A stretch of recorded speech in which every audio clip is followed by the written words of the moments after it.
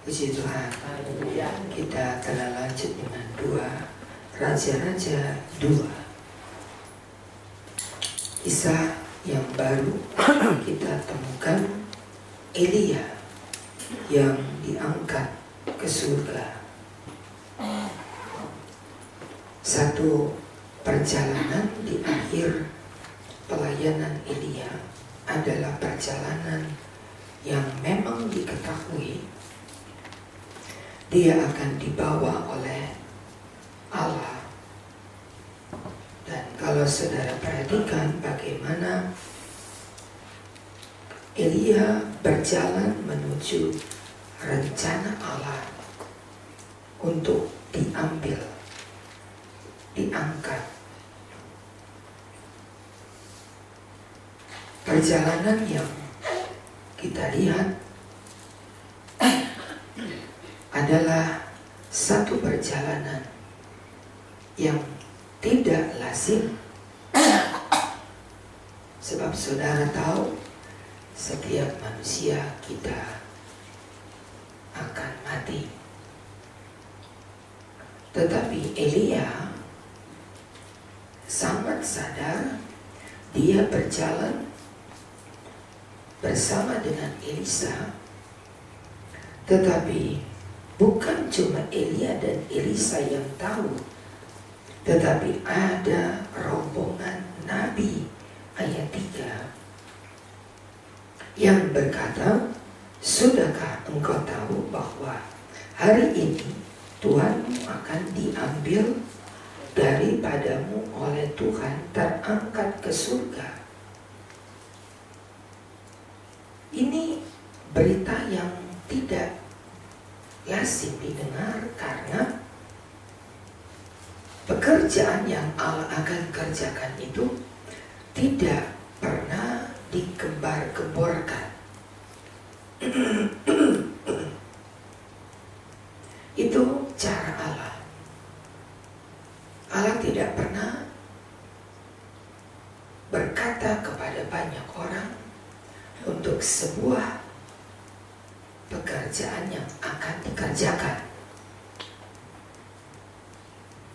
Hanya kepada orang-orang yang berkenan untuk mendengar berita itu. Abraham yang disebut sahabat Allah mengetahui Sodom Gomora akan dimusnahkan Allah, karena Abraham adalah sahabat Allah, tapi tidak kepada orang lain. Seorang imam yang disebut imam besar Eli, dia tidak tahu apa yang Allah mau kerjakan. Tetapi Samuel, anak kecil yang berada bersama Imam Eli, mendapat berita tentang apa yang Allah akan kerjakan. Hingga Imam Eli tanya kepada Samuel, apa firman Tuhan kepadamu tadi malam? Oh, tidak ada apa-apa, kata Samuel. Oh, tidak mungkin. Allah panggil kamu tadi malam dan pasti ada berita yang akan dikerjakannya.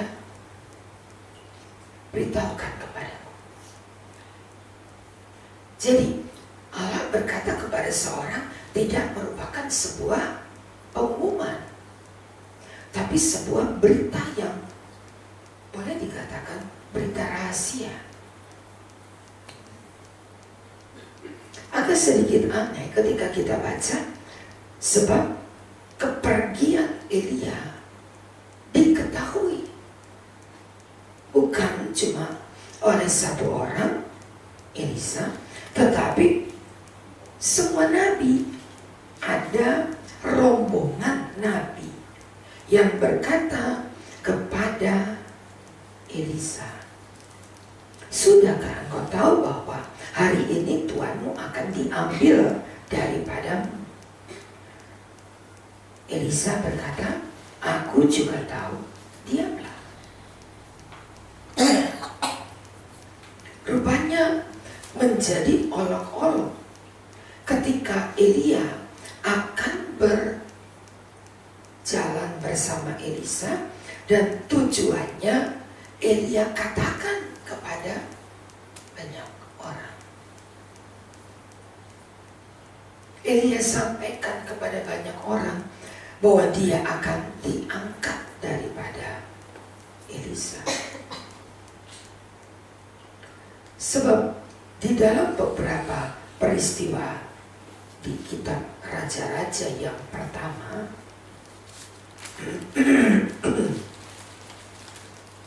kitab Raja-Raja yang pertama, pasal yang ke-19,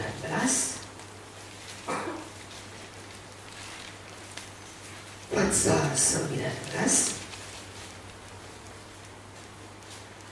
Elia sadar Allah menolak dia.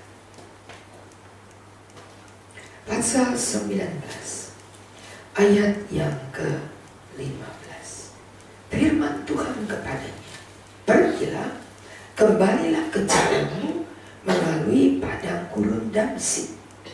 Setelah engkau sampai, engkau harus mengurapi Hazael menjadi raja atas Aram. Juga Yehu cucu Nimsi kau urapi menjadi raja atas Israel. Dan Elisa bin Safat dari Abel Meholah harus kau urapi menjadi nabi menggantikan engkau.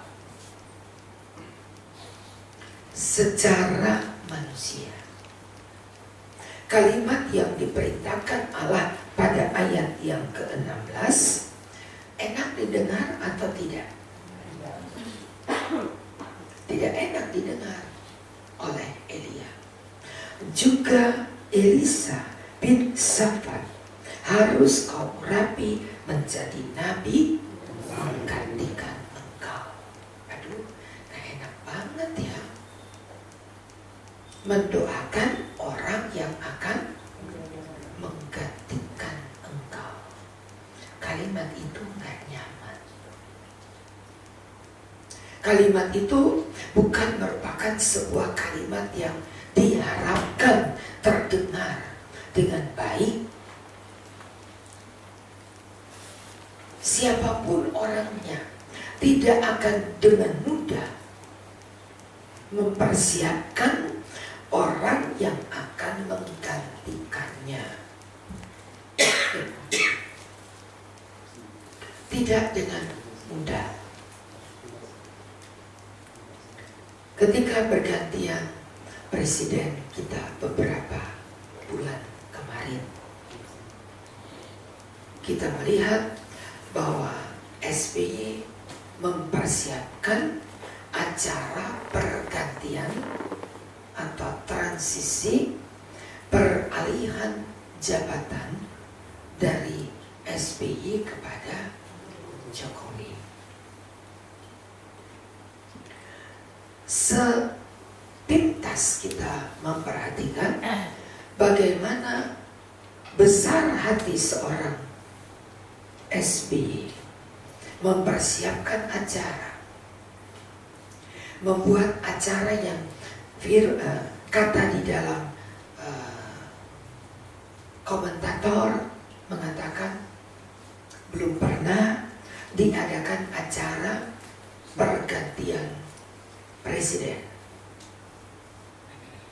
Tetapi sore itu diadakan ketemu antara SBY dengan Jokowi. Lalu disiapkan acara untuk memperkenalkan istana kepada Jokowi. Setelah memperkenalkan semua ruangan yang ada di istana, lalu Jokowi diajak oleh SBY duduk dan ada konferensi pers. Setelah percakapan ini, lalu Jokowi pulang dulu sampai tiba hari pergantian. Dibuat acara lagi, disorot lagi, disiapkan satu upacara, diatur semua baik-baik, berjalan dengan seperti gladi resipnya. Selesai, Jokowi tinggal di istana, SBY dan Ibu Ani masuk ke mobil dan tinggalkan istana. Tetapi ketika tiba di Cikias, wajah SBY tidak bisa ditipu. Begitu amat sedih. Dia turun dari mobil, yang menyambut adalah anak-anak. Kalungkan bunga, tulisan yang banyak ditulis di sepanjang alternatif. Terima kasih SBY. Kira-kira hati SBY yang pulang itu, hatinya amat sedih. Berakhir sudah 10 tahun perjalananku menjadi seorang yang disebut nomor 1. Dan sekarang dia bukan apa-apa. Tidak mudah, saudara. Tidak mudah. Elia, hamba Tuhan, tidak bisa lakukan ini.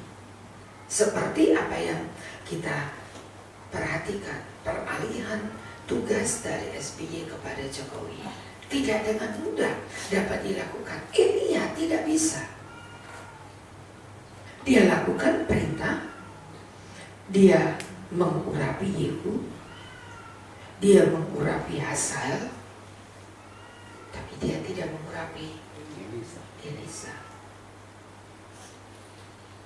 Karena tidak mudah orang menggantikan dari orang nomor 1 menjadi orang yang tidak berarti.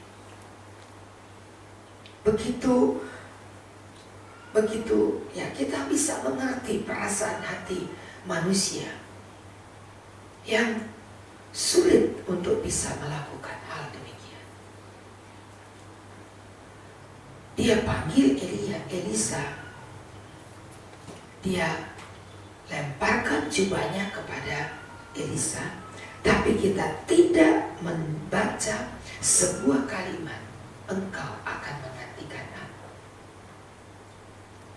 Tidak, yang dikatakan ikutlah aku, itu bukan dengan ucapan, hanya dengan lemparan jubah.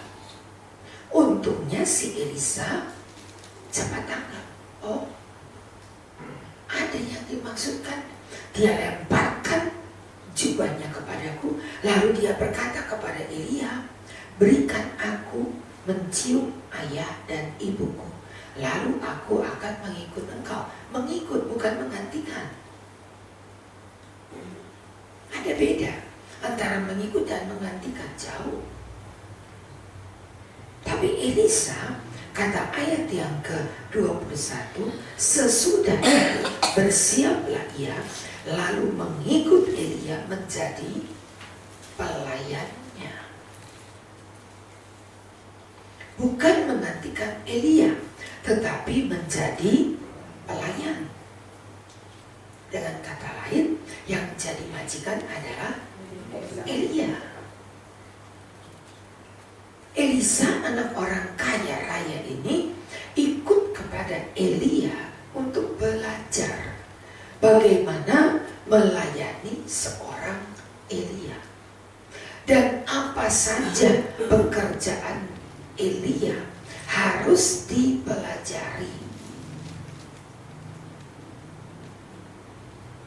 Tidak ada ayat yang menulis, tapi kita dapat memikirkan. Sebab itu mengapa dia katakan kepada banyak murid-murid Elia,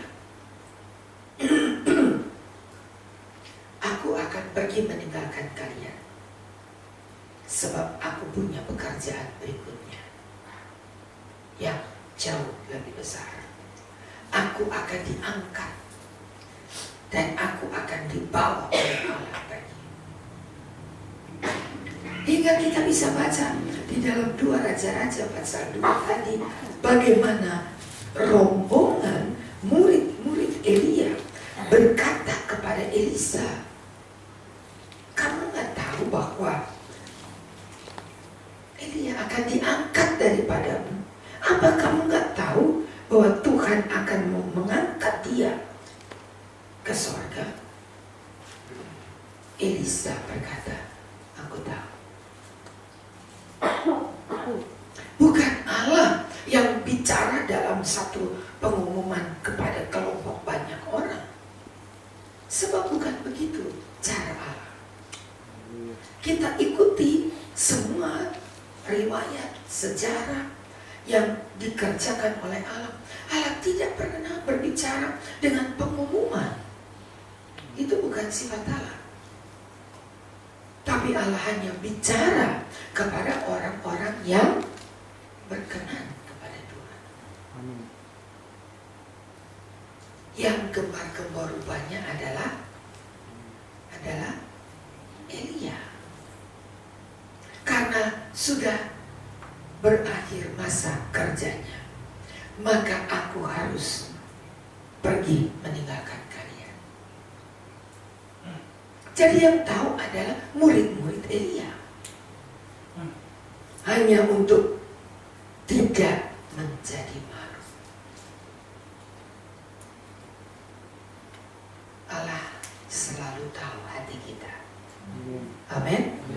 Apa yang terkandung 2 minggu lalu kita lihat firman Allah tentang Allah membaca hati manusia.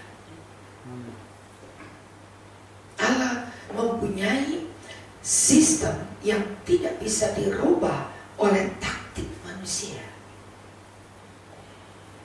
Sebuah taktik. Tapi bagaimana Elia diangkat oleh Allah, tidak ada orang yang tahu. Mentok cerita yang disebarkan oleh Elia adalah Tuhan akan mengangkat aku. Dan istilah itu pasti jauh lebih enak daripada aku harus digantikan oleh Elisa.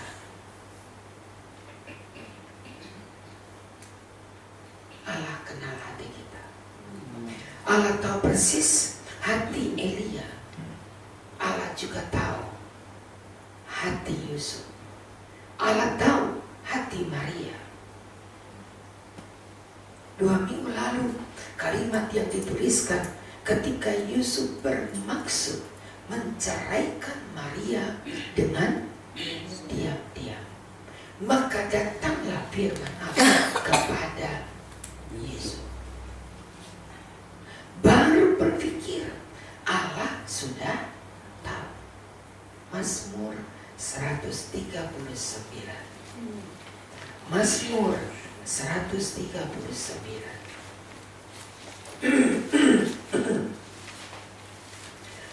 Tuhan, Engkau menyelidiki dan mengenal aku. 2. Engkau mengetahui betapa aku kekal berdiri. Engkau mengerti pikiranku jauh-jauh. Engkau memeriksa aku kalau aku berjalan dan berbaring. Segala jalanku kau maklumi. 4. Sebab sebelum lidahku mengeluarkan perkataan, sesungguhnya semuanya dapat melihat. Dari belakang dan dari depan engkau mengurung aku. Engkau menaruh tanganmu ke atasku. Terlalu ajaib bagiku pengalaman itu. Terlalu tinggi, tidak sanggup aku mencapainya. Begitulah Allah yang mengetahui sebelum lidahku mengeluarkan perkataan. Sebelum lidahku berkata-kata, Engkau sudah tahu. Kau kepung aku dari depan, dari belakang. Bagaimana aku bisa lari, ayat 7, dari roh. Allah kenal Elia yang tidak mau melantik Elisa. Allah juga tahu. Allah sangat mengerti. Pertanyaan daripada murid-murid Elia kepada Elisa, Allah juga tahu. Sebab Allah membaca sampai ke dasar hati kita. Dia tahu persis. Wajah kita tersenyum seringkali, tapi hati kita menangis. Jabatan tangan dengan orang yang menyakitkan kita, muka kita bisa senyum, tapi hati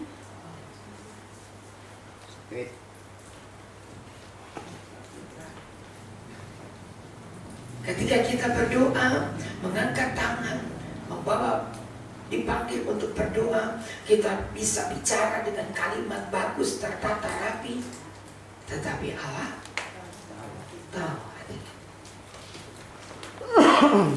Jadi tidak ada yang dapat kita sembunyikan di hadapan Tuhan. Apapun kata hati kita, Allah yang tahu. Haleluya. Sebelum aku mengucapkan kata-kata, Engkau sudah tahu.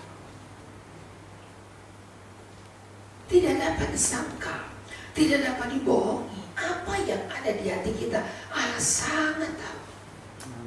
Ketika kita tahu akan hal ini, biarlah kita punya hati menjadi hati yang sangat tulus. Coba Allah tahu apa saja yang terkandung dalam hati kita. Orang tidak kenal, orang tidak tahu, suami tidak tahu istrinya, istri tidak tahu suaminya. Karena istri atau suami tetap manusia. Tapi jangan bilang kalau itu dengan Allah.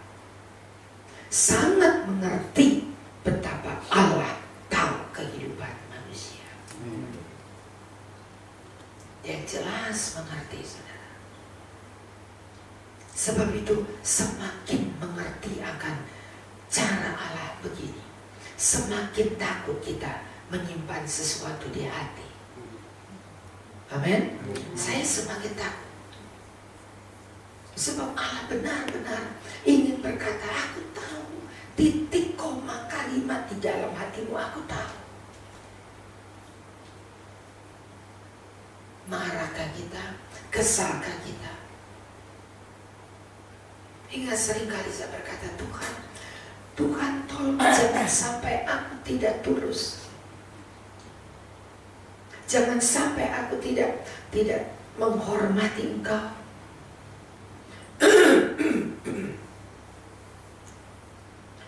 Beberapa hari yang lalu, sehubungan dengan apa yang saya kemarin sedikit singgung dalam ibadah, untuk tugas yang harus saya laksanakan di Surabaya, saya harus berkata kepada hamba Tuhan yang di Surabaya bahwa saya tidak dapat berangkat pada hari Rabu. Dan mereka menantikan saya untuk segera tiba pada hari Rabu di Surabaya. Karena saya katakan bahwa ada satu keluarga yang mengadakan ucapan syukur. Jadi saya tidak mungkin tinggalkan. Mereka berkata, oh kami gak mau tahu. Pokoknya hari Rabu sudah sampai. Saya katakan, saya akan berangkat paling pagi, gak bisa. Saya memang mengerti hamba Tuhan ini adalah hamba Tuhan yang sudah tua,